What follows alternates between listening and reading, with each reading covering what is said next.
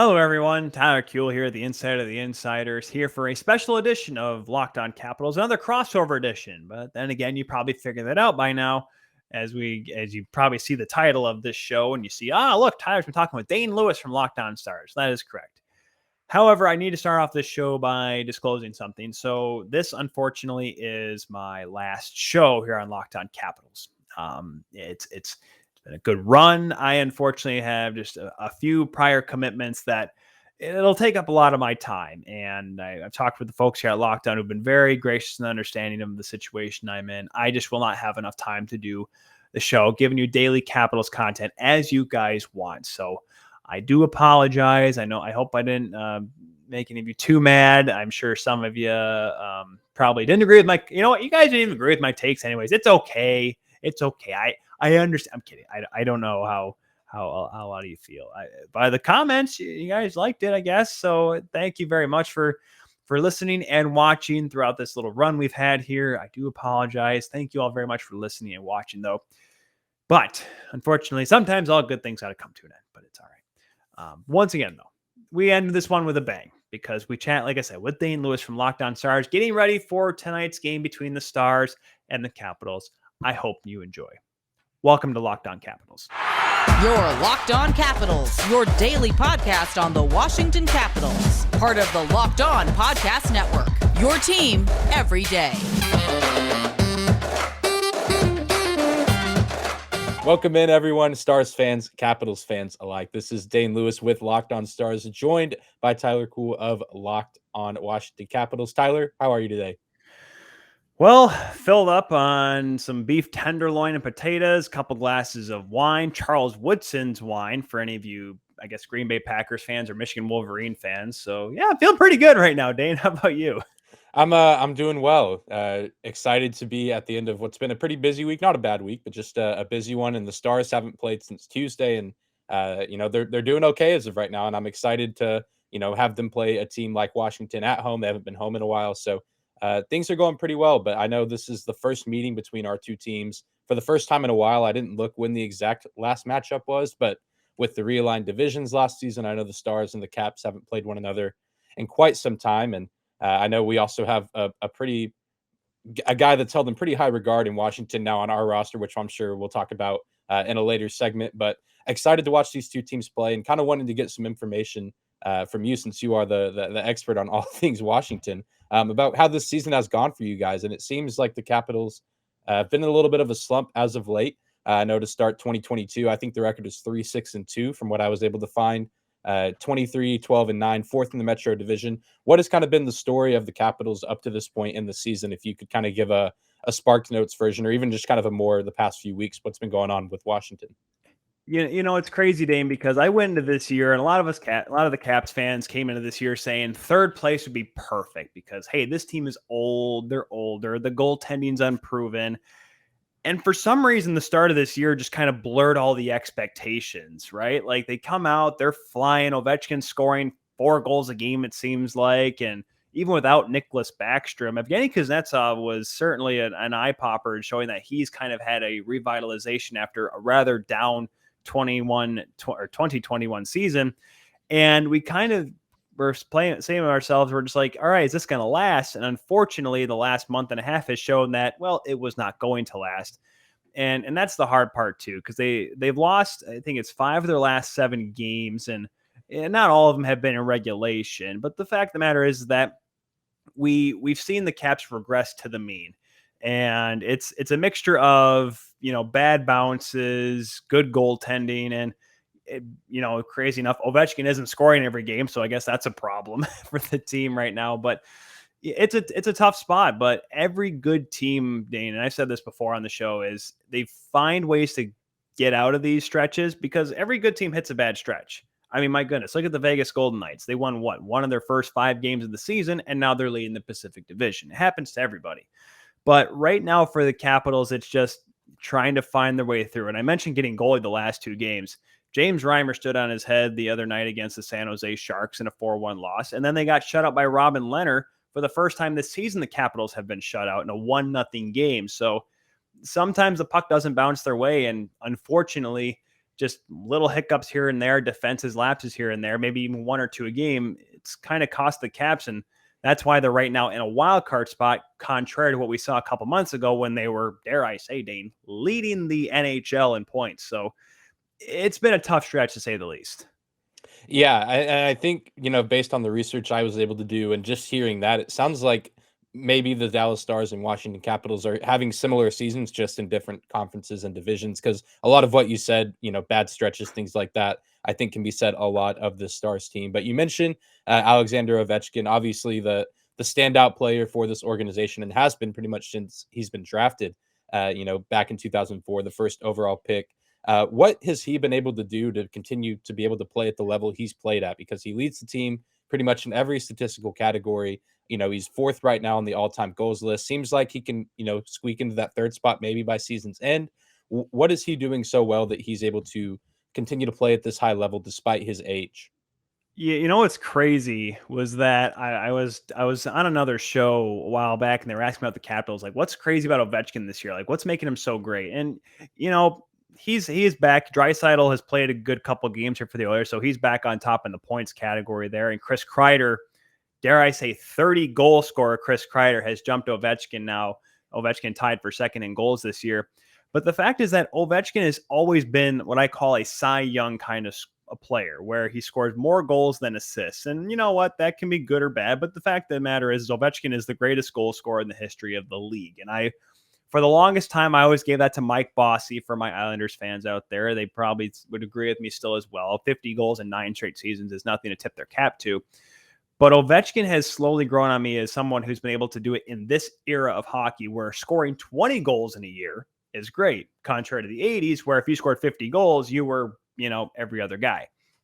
But Ovechkin this year has done something that we haven't seen in a long time. You have to go back to the 16-17 season, the last year the Capitals won the President's Trophy, to find a season when Ovechkin had more assists than points. Now, as we're doing this before the game on Saturday, Dane, or on Saturday, the day the game is played. I don't know what day it is anymore, Dane. The game, he has 29 goals, 29 assists. And for a while, he was leading and had more assists than goals. And that's just showing that even at this age and this stage of his career, he knows that that's the reason why he signed the long contract, the 5-year deal, because he knows that he can go for that record, 894 goals. Knock on wood, it is within reach of the grade 8. And that just shows the fact that, though, that he knows that this team wants to win now, because as long as number 8's in the lineup, the Capitals are not going to retool or competitive rebuild, as David Poyle likes to call it. They're going to try to go for it. And that's why I mentioned on the other show the other day, Elliot Friedman teased it, and all of a sudden that caught fire. Marc-Andre Fleury is on the Capitals' radar, but we don't need to go into that, because for some reason, it just seems like the Colorado Avalanche might be towards something like that. That's a story for a different time.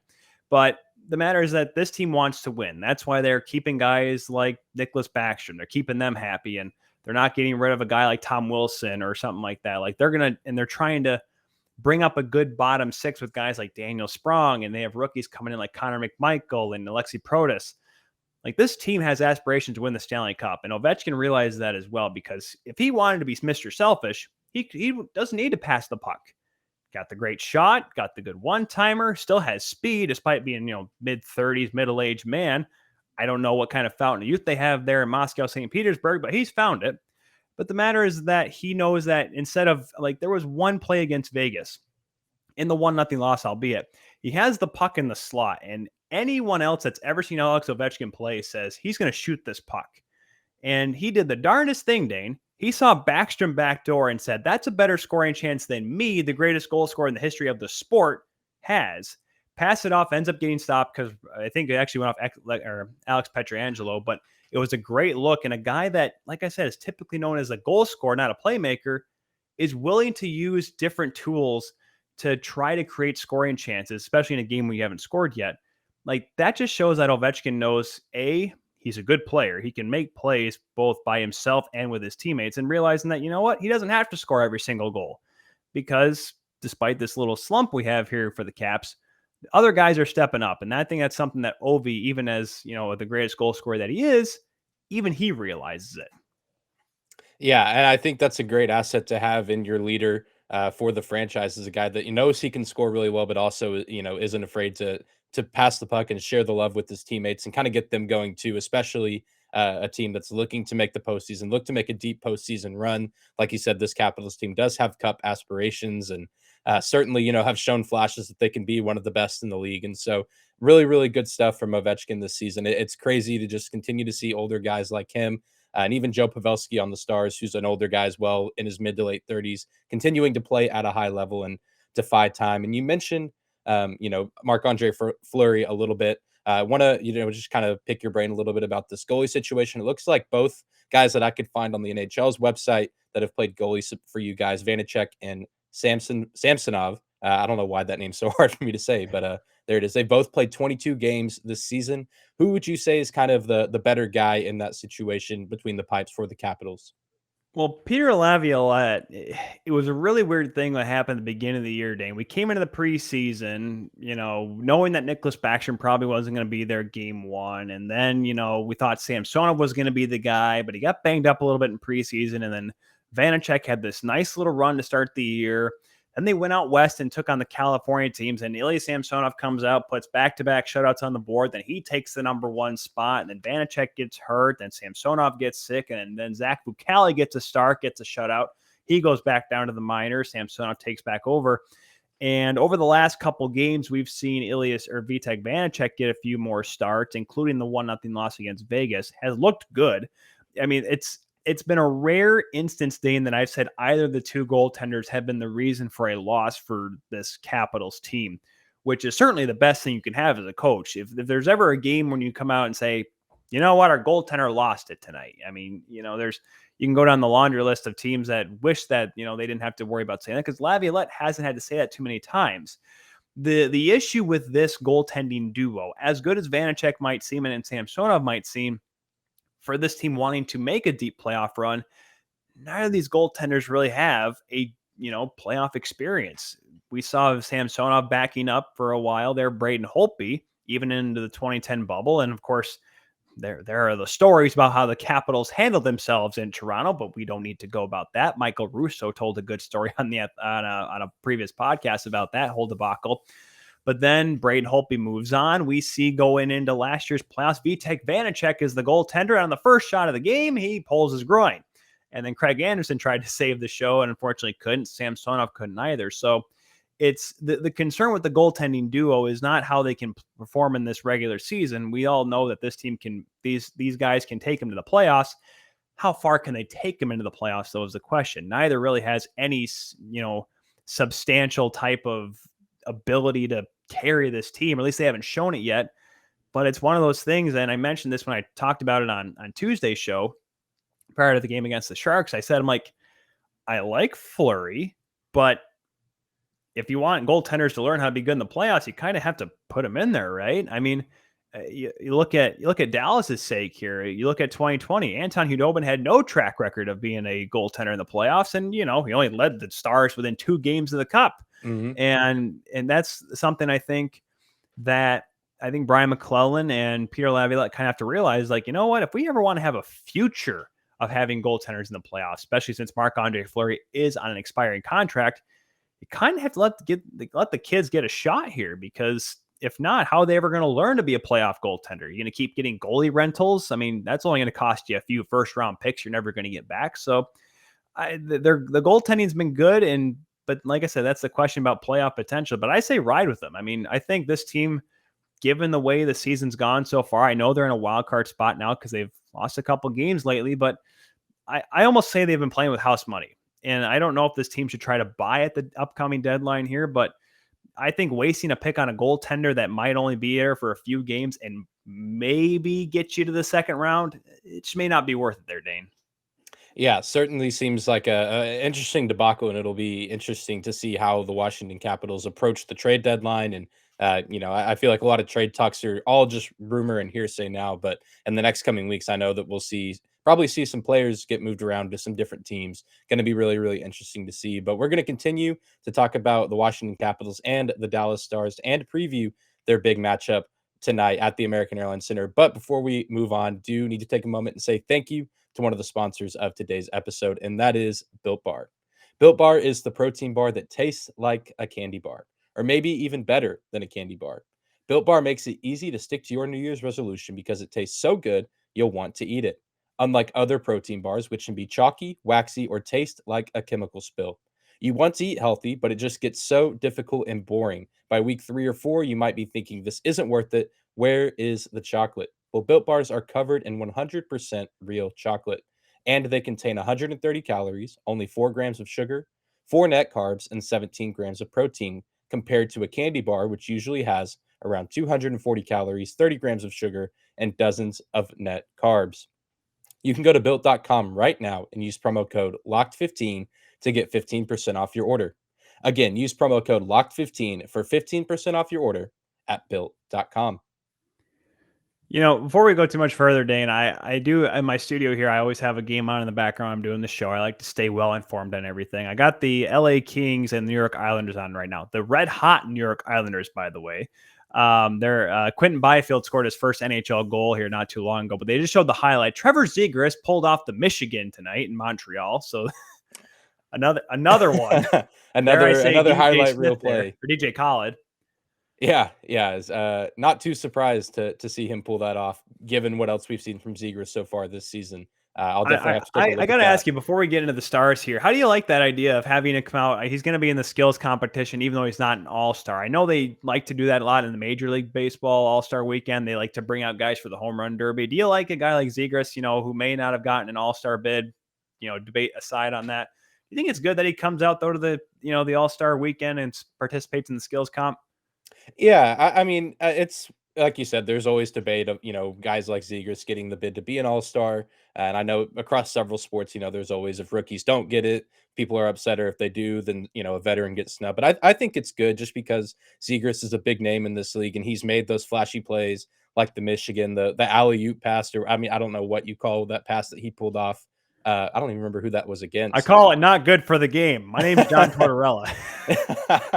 Yeah, but I mean, you look at that, and of course, I think that just drives fan engagement, whether that's at the arena or TV ratings. So probably good for the NHL as far as ratings and approval from fans. So I mean, I see no issue with it. I mean, he's a guy that's looking to be a staple in this league for years to come. What's the harm in letting him go out to the All-Star game and hang out with other, young players that are there, or even some veterans that he's gonna, either be teammates with down the line or guys that he might go head to head with, in some postseason battles later on. Yeah, I'm excited to see because obviously someone's gonna be like, "Hey, Trevor Zegras, you're gonna have to flip the puck on your stick now and chuck it down the strip and hit, or fling it over the Caesar's fountains there, or something like that, something dumb." But hey, you know what? It's good for TV, right? And hey, win in Vegas, right? That's the thing, right, Dane? That's what they say. That's what the cool kids say. Exactly. And I mean, I don't know about you, but I have no idea what the cool kids say these days. I feel like I'm out of touch, even though I'm about to be 27 years old.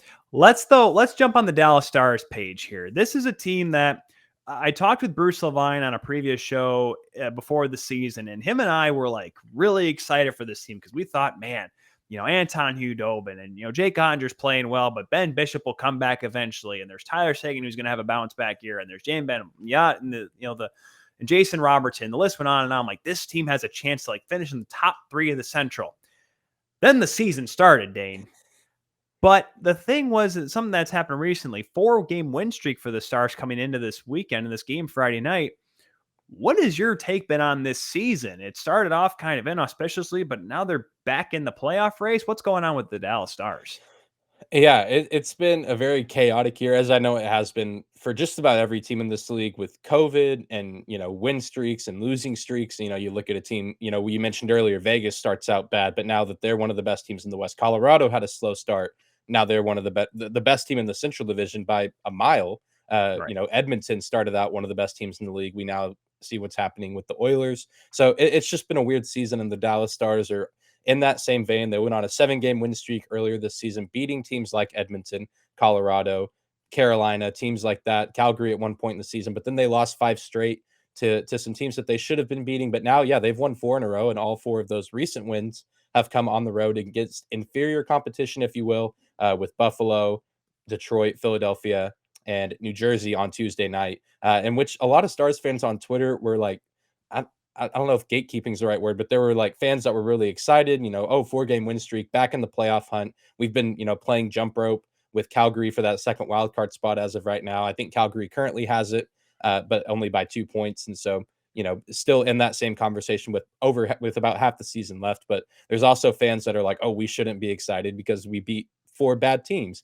But I don't know. I think that's a weird position to take. I mean, a win is a win and every point matters, especially given some of the games that the Stars have lost this season. They've lost to Montreal once, they've lost to Ottawa twice. They split a series with Columbus, a team that they probably should have beat twice. So it's been a really weird season. And I've liked what I've seen from them, in the really good parts. And they've shown that they can be one of the best teams in the league and that they can hang with some of the best talent across the NHL. But then at their worst, they look like that they should maybe be moved down to the AHL level and be playing with some minor league teams. So it's always a mixed bag with the Stars right now. We're seeing a lot of the good, but I mean, who knows what we're going to get now that they've had three days off.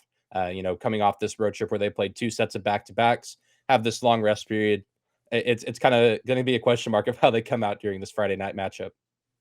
Yeah, and that's what's interesting because the Caps had a couple of 4-day, 5-day off stretches back-to-back weeks, and it almost seemed like they kind of had to get themselves going a little bit here. But at least the Stars have been playing consistently lately.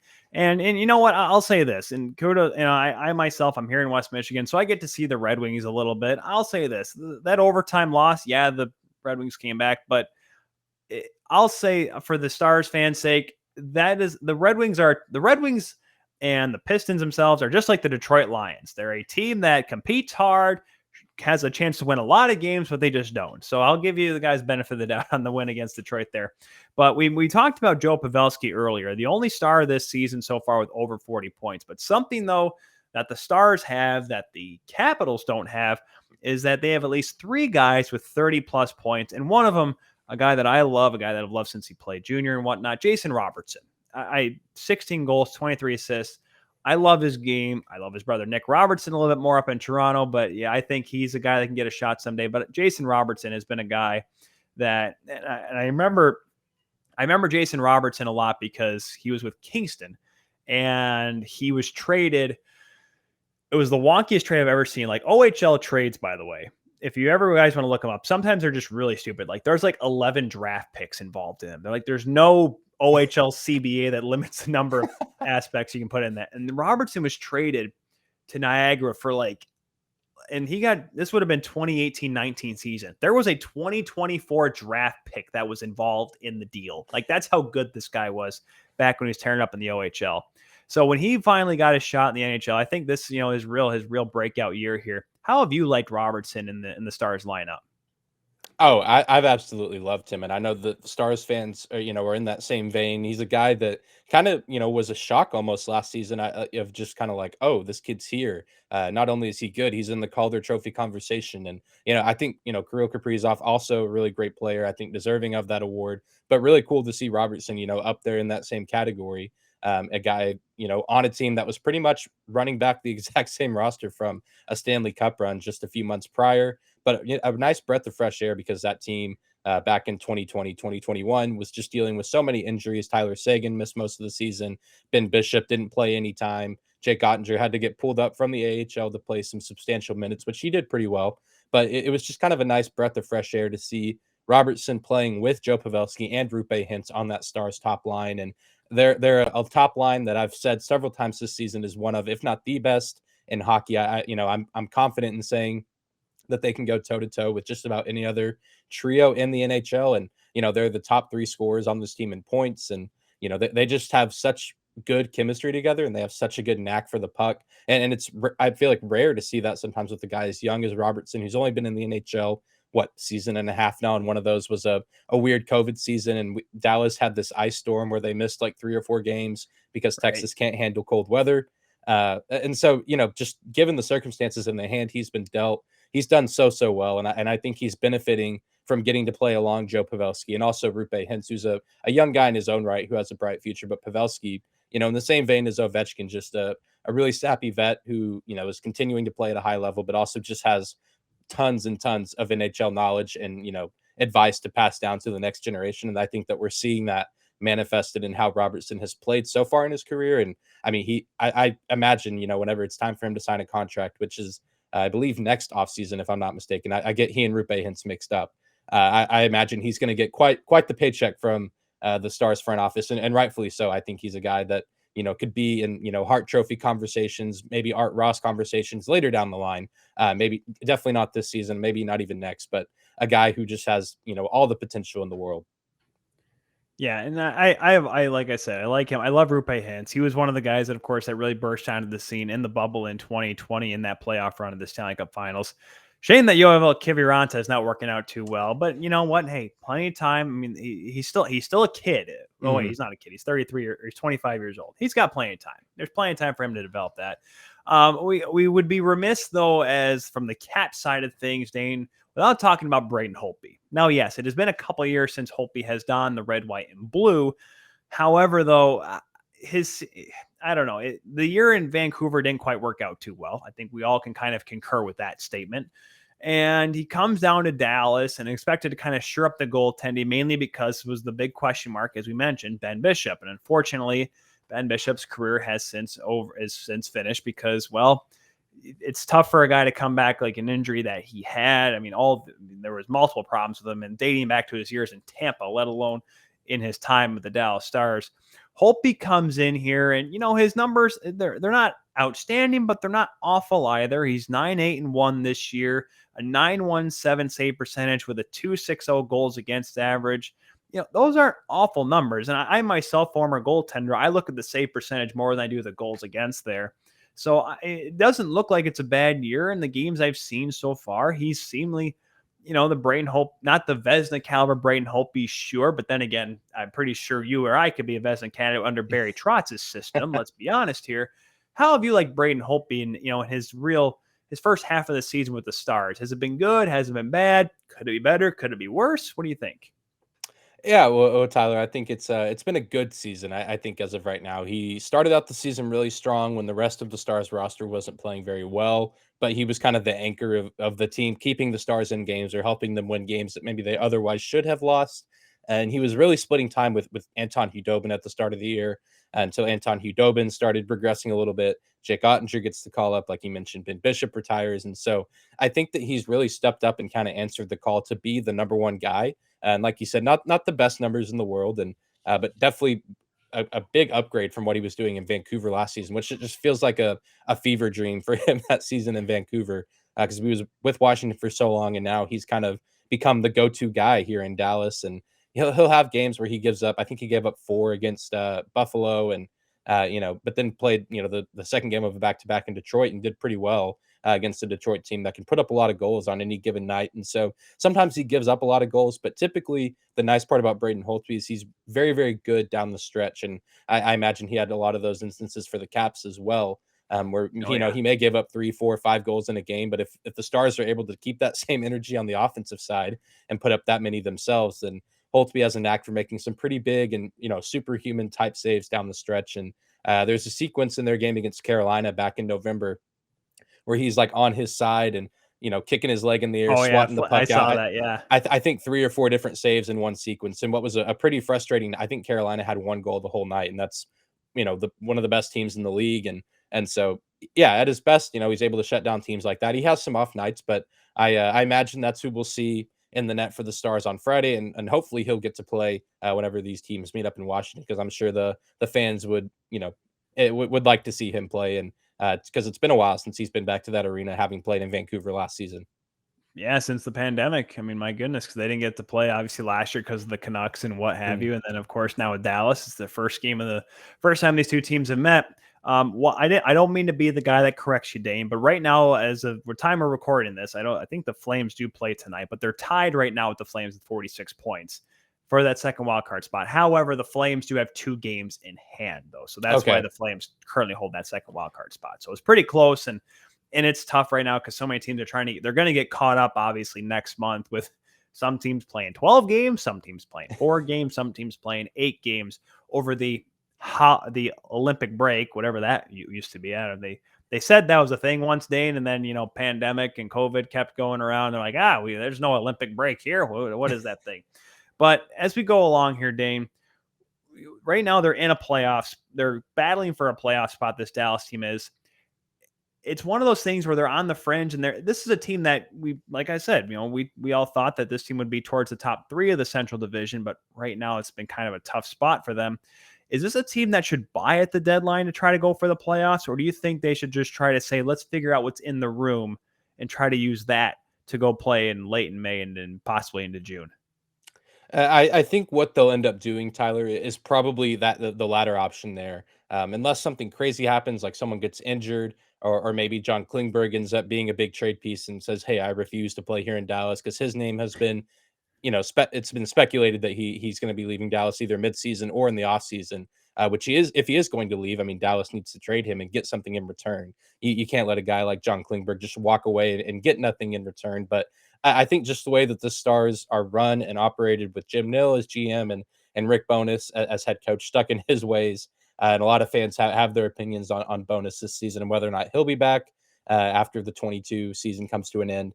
I think that the Stars are going to stay content with what they have, because outside of Klingberg, it's hard to imagine who they might look to deal. I know there's a lot of talks from like national media that Joe Pavelski could be a piece, but I think the Stars team does have playoff aspirations.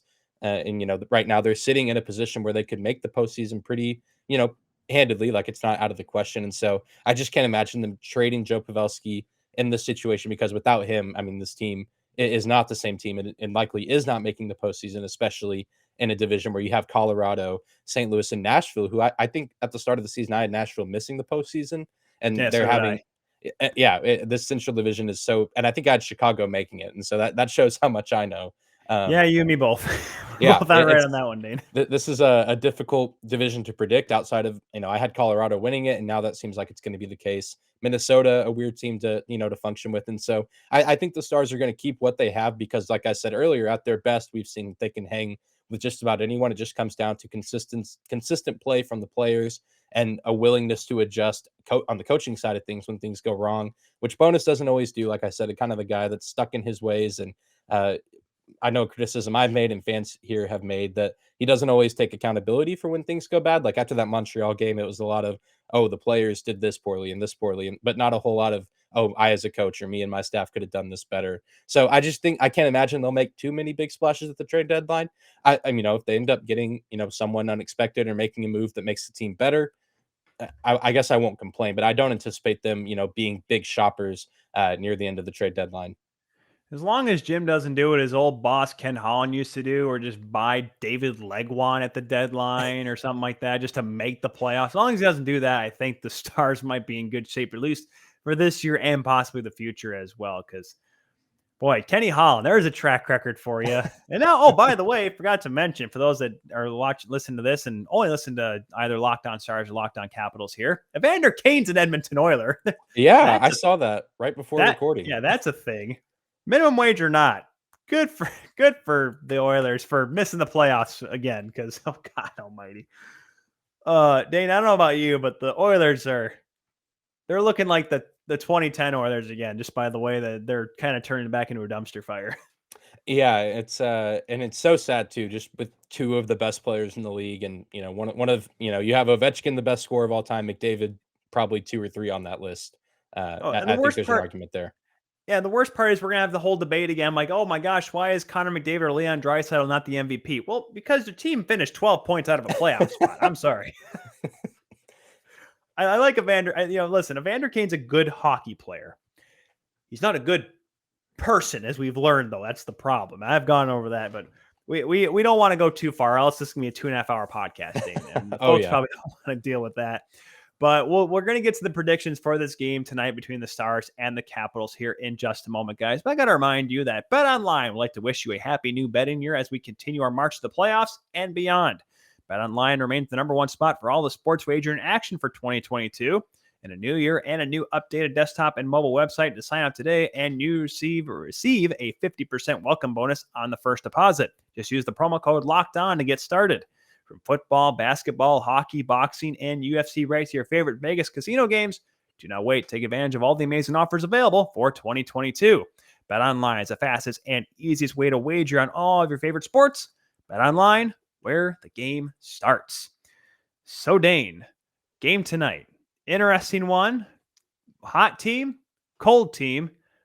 former goaltender going up against his former team. No idea who's going in net for the Capitals at the time we're recording this, so I can't tell you who might get in net. But what do you think is going to happen between the Stars and the Caps tonight?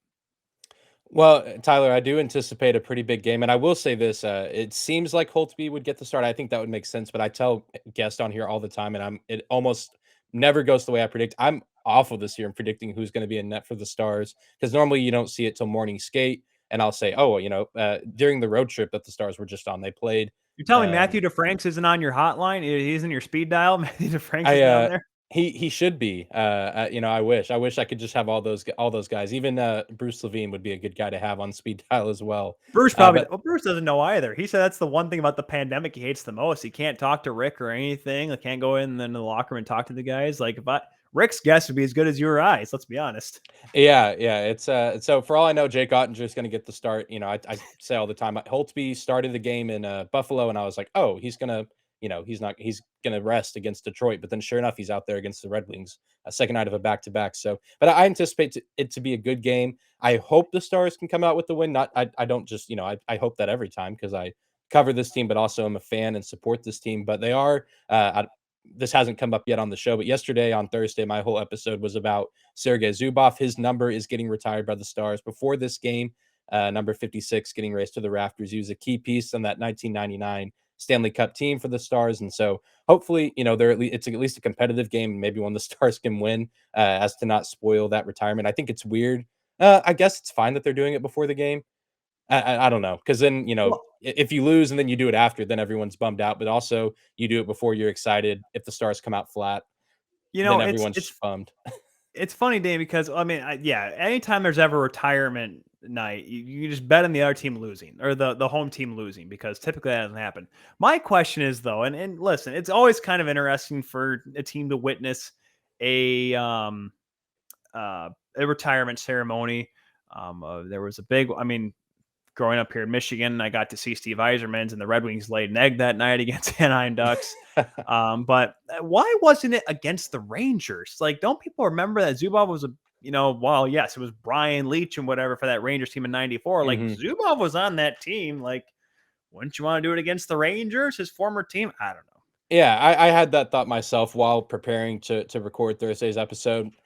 I don't know. Yeah, because we haven't played the Rangers yet at home this season. We opened the season in New York at the Garden, and but haven't played them here. So I don't know. And I don't know. I'm hoping that it works out for the city of Dallas because they've already retired Dirk Nowitzki's number in the NBA, and the Mavericks actually went on to beat the Warriors. So for NBA people, the Warriors are really good this year, and the Mavericks are good too. But I don't know. Hopefully, the Mavericks didn't take all the good mojo for jersey retirements because they retired his number after the game though. So Are they going to should let him be. hook darts on the ice? Because I used to hear that story. Zubov would go back in the locker room, like between shifts, or not between shifts, like between intermissions, Uh, and smoke a couple cigs or two between intermissions. That do you think he's going to let him do that? Light one up, light a blunt right on center ice there. I don't know, and I feel like maybe Zubov might be the kind of guy to just say, "Hey, act and then ask for forgiveness later." Well, listen, Because it Pronger just shotgunned a beer last week. I mean, I'm pretty sure Zubov can light a cig, right? yeah, or at least have one there and get the people going. But I imagine that there will be a good crowd in attendance there. I don't know if it'll be quite sellout. I think that I saw that tickets are still available, but I imagine a lot of people, especially people that have been watching this team since the '90s. Whenever the Stars won the Cup in '99, but also went back to the Cup in 2000. But Zubov was a member of this team even far beyond and into the early 2000s, retiring right before the 2010s. So should be an exciting game. I think the Stars, should win this game, but given kind of the positioning of them winning four straight, Washington, coming, I guess treading water at this point. But both these teams seem to be in similar positions of, they want to win and continue to build their playoff stock. And so I think it'll be competitive. Alexander Ovechkin always presents a threat that, is hard to game plan for. But that, like I said, that Stars top line, it really started to hit their stride. Once again, they'll kind of go through lulls, which a lull for them is, maybe one or two of them scores a goal or records a point in a game. And then the best is where they're each getting 2 or 3 points in a game, whether it's goals or assisting with one another. So I think it'll be at least competitive and should be a fun game to watch. Yeah, I think so too. I always say that this is a 3-2 NHL. This is a 3-2 league. And especially these two teams right now, I think the Caps realize like they just need to put, I mean, I would say put more pucks on net, but boy, they put on a lot of good chances against Robin Leonard and James Reimer in back-to-back games, and they were not able to buy a goal. And you almost feel like it's one of those things where if you crack and break through the dam, and the water will flow, and who knows when that'll be. But I mean, Ovechkin, they're like, it's not like they're not getting chances. So I think if Ovi and them keep it all up, and I think it'll be a good game for sure. Whether it be Holtby or not Holtby, geez. 2019 called starting goaltender for the Caps, Braden Holtby. No, whether it be Vanacek or Samsonov, I think both goaltenders are going to put together a good performance because both of them have played well lately. And I look at you see a 4-1 loss against the Sharks. One of those was an empty net goal, and the other one was an awful giveaway. And you mentioned that top line, and this is a defense that's a little bit weakened right now. Nick Jensen out week to week still, and Johnny Carlson has no sign of coming back anytime soon. Here, he's been on the shelf with illness, so hopefully he comes back here soon, or with injury, excuse me. And you really hope that they can figure it out because Michael Kempney and Trevor Van Riemsdyk have had tough games lately on the back end. And while Martin Ferravari looked okay, and Dmitry Orlov is playing at an all-star level right now, it's tough to stop those guys consistently if you don't get the right matchup, and especially on the road as well. Peter Laviolette's not the biggest matchup guy, as we saw like with a guy like Bruce Cassidy up in Boston or Mike Babcock in his last little tenure there in Toronto. It's hard to get those matchups, though, on the road because obviously the home team has the last change. So it'll be interesting to see how the defense for the Caps tries to stop the Stars offense because certainly they've been clicking right now. And, while the goaltending's made some big saves, unfortunately, the team keeps giving up big chances. And like I said, the defensive lapses have hurt them. So that'll be the key tipping point in this one. So I'll be interested to see. I would not be shocked if the Stars pulled this one out, even with all the pageantry and whatnot of a jersey retirement. There's a chance that the Stars can maybe give the hometown crowd two things to cheer about tomorrow or on Friday night. Yeah, I certainly hope so. And the Stars have been pretty good at home so far this season, although the last time they played there, the Canadiens were in town and the Canadiens won 5-3. So stranger things have certainly happened. And so excited to see how that top line does offensively. They have a knack for scoring really, really quick. Their last game against New Jersey, Pavelski scored 14 seconds into the first. And then in the second period, Rupe Hintz scored 20, or he wears number 24, not 24 seconds, but 15 seconds into the second. So Washington will need to be locked and loaded from the get-go. And hopefully if Holtby does play, maybe, he'll be able to reminisce on his days and practicing against a guy like Ovechkin, and maybe he can use that to his advantage because I know Ovechkin's probably going to, look to terrorize the defense a little bit, even though we do have some good guys like Heiskanen and even Ryan Suter. I feel like it's fun to bring up his name with other hosts because then half of them are like, oh yeah, Ryan Suter's in Dallas, and the other half have forgotten that move happened. So yeah, should be a really interesting game. No, everyone remembers Ryan Suter because it's just another thing that Minnesota or something has left Minnesota and has gone down to Dallas there, Dane. That's all it is. Yeah. Happened again. I mean, unfortunately, I have a buddy of mine I work with up here at a radio station in Grand Rapids, and every time I mention the Wild, we always mention the Stars. And he said there's two people, if he ever sees them in the street, or if there's two graves he can ever leave something behind on, it would be the Gunn family for taking half of the North Stars away. But he always said he's not a fan of Bob Gainey because he worked for the Dallas Stars. But I can't remember who are the original owners of the Dallas Stars. I can't. My gosh. You're asking the wrong guy there. I was not alive whenever this team moved. Well, I know it was. Unfortunately, Dane, something. Unfortunately, that's something I've realized myself. I'm a 75-year-old trapped in a 26-year-old's body. Like, I can tell you how exactly the 1977 series went between the Montreal Canadiens and the Boston Bruins. Like, I mean, despite the Bruins having good fight to them, the Canadiens were just that much better, and they ended up winning on Boston Garden Knights. I know way too much about hockey, except for some reason the owners that dragged the North Stars out. Well, pardon me. They call themselves the Minnesota Stars the last year. They even had the black sweaters and everything. And they're just like, you know what, guys? Bloomington sucks. Let's go to Dallas. And the rest is history, as they say. So should be a good one tonight down there in the Big D. 9 o'clock Eastern time, 8 o'clock Central time. 8 o'clock start. Then again, that's probably because of the fact of the jersey ceremony. So, you know what? A late start in local time there in the American Airlines Center. Should be a fun one, Dane. Yeah, like I say, I'm going to say Dallas wins because I've done a good thing with these locked on crossovers where I say that the other team's going to win, and typically my team has come out on top. So I'm going to go with that one here. 3-2 Dallas. There you go. Yeah, I was thinking the same score. I'll say 3-2. Wouldn't surprise me to see that be a 3-2 overtime win for the Stars. But I think that they'll keep things going, and they really need to, because after this, it doesn't get much easier. The Boston Bruins will be rolling into town on Sunday to, do battle with the Stars. And Dallas has already dropped game one of that season series to them, and so they'll need all the momentum they can get before the Boston, and then Calgary will be in town a few days later. So a lot of good teams coming through Dallas in the next week or so. That is 100% true. Well, folks, that is it for this Locked On crossover edition between the Locked On Stars with Dane Lewis and myself, Tyler Kuehl, here on Locked On Caps. Be sure to check Dane, guys, out. You see it right there if you're watching on the Locked On Stars or Locked On Capitals YouTube channel at Dane_Lewis. Follow me, the Insider of the Insiders, Tyler Kuehl, at TJKU29. Dane, thanks for reaching out, man. This was fun. This was nice. I know we went over the suggested time limit for these shows, but unfortunately we just have way too much to talk about, so it's hard to keep it within a half hour. Yeah. These teams haven't played in a while, and I'm curious how the Caps are doing, and you and your listeners probably curious how the Stars are doing. There's nothing exciting about this team. There's one guy and a band of merry men. Well, that's good enough for me. Always enjoy getting to cross over with other hosts here at the network and talk hockey a little bit with you guys. So always a pleasure, and hopefully we'll get to cross over maybe again soon whenever these teams meet up in Washington. Absolutely. So that is it, folks, for this crossover edition between Locked On Stars and Locked On Caps. We'll see you next time. Enjoy the game tonight, everybody. We'll see you.